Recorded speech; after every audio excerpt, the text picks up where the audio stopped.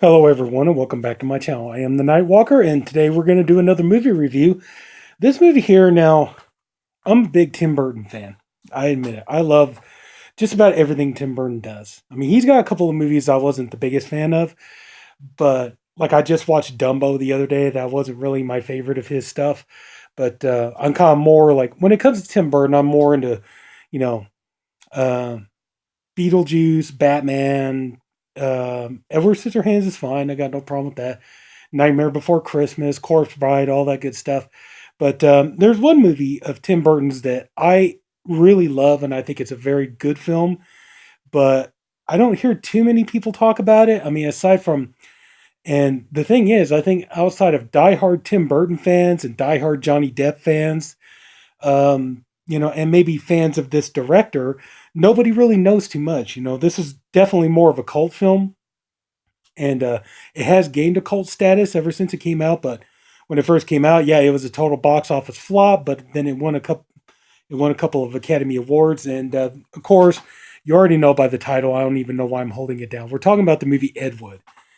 Now, this movie here, written by Scott Alexander and Larry Karaszewski, who, they're the screenwriters doing lots of great, like, biopics right now. They've written this one. They wrote People versus Larry Flint. They got that new movie on Netflix with Eddie Murphy. My Name is Dolomite, things like that. And these guys, funny enough, the first movie I think that they started off with was Problem Child, you know. But then they've written some good horror movies too, like they wrote like 1408. I believe they developed the first season of American Crime Story, the People versus OJ.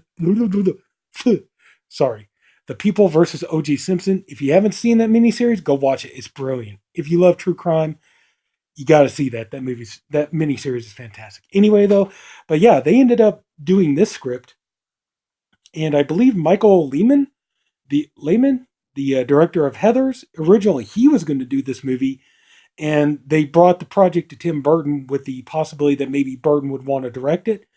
And apparently, they only had written just the first draft of the script. And based off of that first draft, supposedly Tim Burton was like, "I want to do this. I'm taking over this project." And so, you know, originally they were just going to ask him maybe he would produce. He ended up directing the movie too, but all worked out for the best, I think. So, but you got the movie, the character of Ed Wood, played by Johnny Depp there, and you got an all-star cast in this movie. You got Sarah Jessica Parker, Martin Landau, who may he rest in peace. He ended up winning the Academy Award for Best Supporting Actor, playing Bela Lugosi in this movie. And you got Bill Murray. You got oh my God, how many people you got? The late great George the Animal Steele. Let's see here. Oh, who else? Patricia Arquette is in this movie. Rance Howard, Ron Howard's father. So many people. In this movie, and this movie, while it's not 100% factual, it is for the most part. But this movie is very entertaining. It's a lot of fun, and because see, one of the things though is like this movie chronicles Ed Wood's journey as he's making three of his most famous films. And if you know Ed Wood, his three most like well-known, most famous movies are Glenn and Glenda, Bride of the Monster, and Plan 9 from Outer Space. Those movies are considered like his three you know, most recognizable films. But what they don't tell you is that, in between these movies, Ed Wood had made other films, either writing and directing or writing or, directing or whatever else. He had done short films, he had done commercials, he had done all kinds of things. And, he had written scripts for movies, like he wrote and directed a movie called Jailbait, that got made. He had written he didn't direct it, but he wrote the movie The Violent Years, which was about a girl gang. Which, if you ever get a chance, get on YouTube, check on Mystery Science Theater 3000, find the episode with the Violent Years. I keep wanting to say The Violent Kind or The Violent Gang. The Violent Years. Get on there, watch that episode. It's astonishingly funny. The jokes that they get out of that movie, especially the part where you got this gang of four girls. They take this guy into the woods, and they all decide that they're gonna take their clothes off, and each girl is gonna take a shot at him. And like Crow's in there, what a great movie. And Serval's like, this is the best movie of all time, and all that stuff. And and they keep making jokes, like, yeah, all men flock to Lover's Lane, and all this stuff. Victim says, thank you, thank you, thank you, thank you, thank you, you know.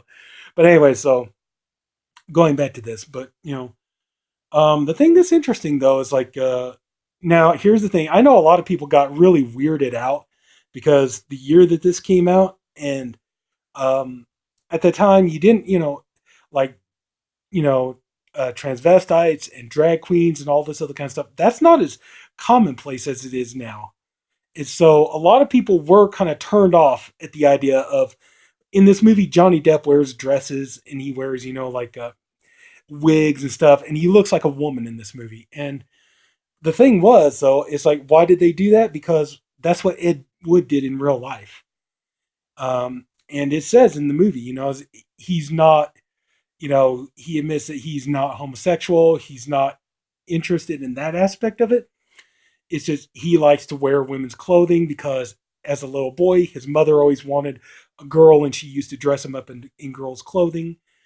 And it became a habit with him. And then when he, in the movie, he's dating Dolores Fuller here, who she was an actress. She was, she starred in a couple of his movies and stuff.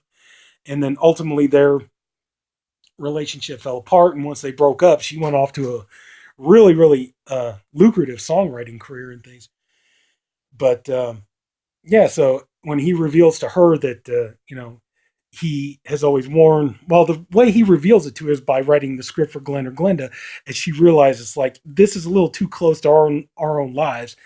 And then when he reveals to her that, that's the way he is, she does not handle the news very well. And then later on in the movie, when he meets his future wife, Kathy, played by Patricia Arquette, he, I got to give Wood credit. He didn't hide it from her the way he did from Dolores, but he tells her, I want to let you know about this so that, we could get this out of the way. It doesn't become too much of a problem later on, but I like to wear women's clothes. And she's like, does this mean you don't like women sexually? And no, I love women sexually. It's just, a thing that I do. And she accepts it.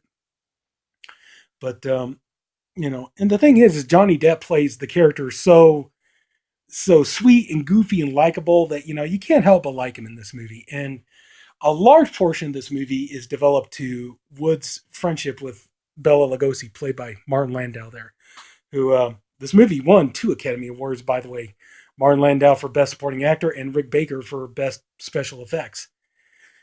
Big surprise there, huh? Even though this is like, what, one of 20 that he's won or something? I will say one thing that is kind of off-putting about this movie, though, is the fact that no Danny Elfman music. Because if you know your Tim Burton movies, pretty much Tim Burton and Danny Elfman are like chocolate and peanut butter. They always just work together. And I believe at the time, well, see, he ended up getting Howard Shore to come and do the music for this movie.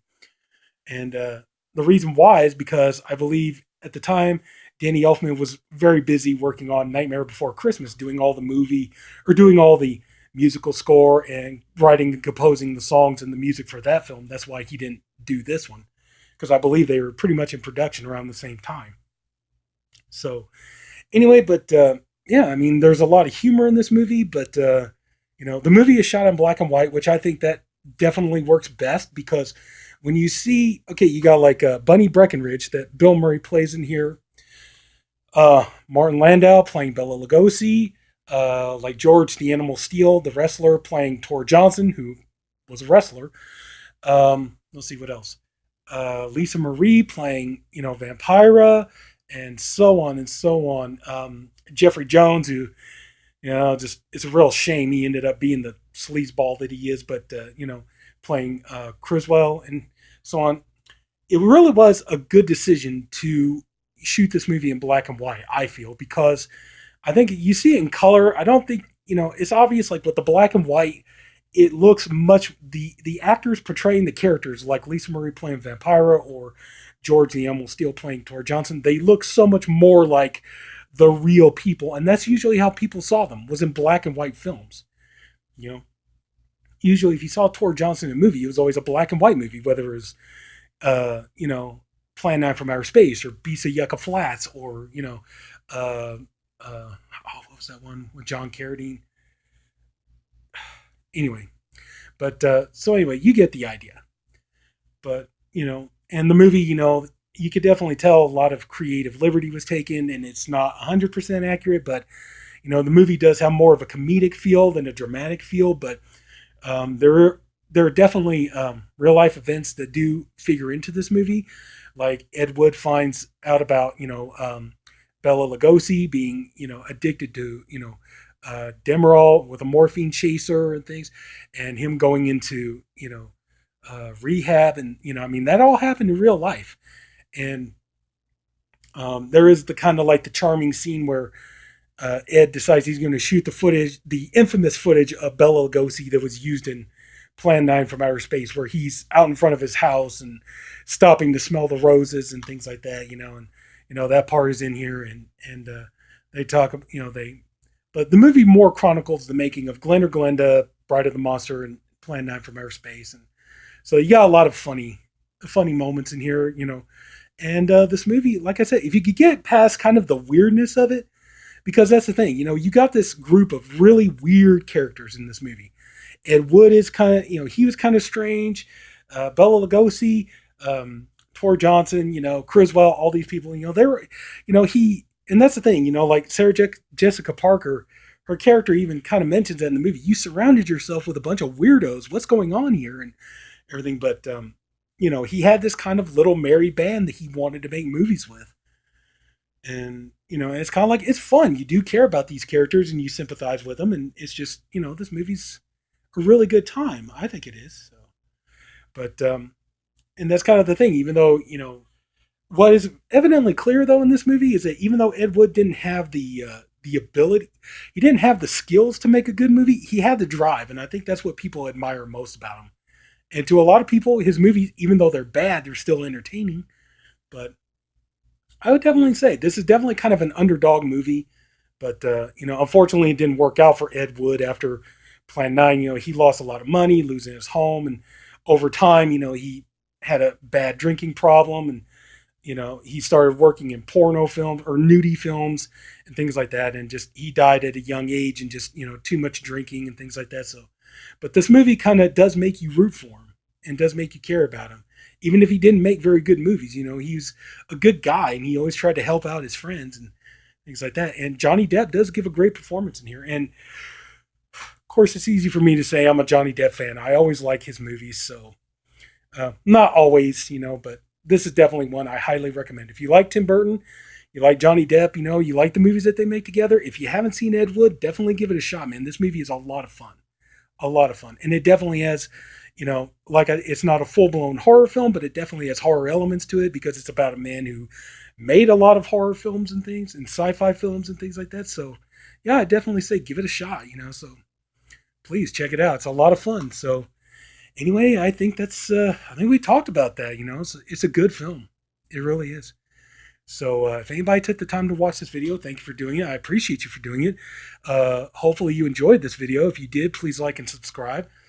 And that's it, pretty much. Everybody take care, and you might want to lock your doors, because especially at nighttime, because the night walker will be out and about. So see you later.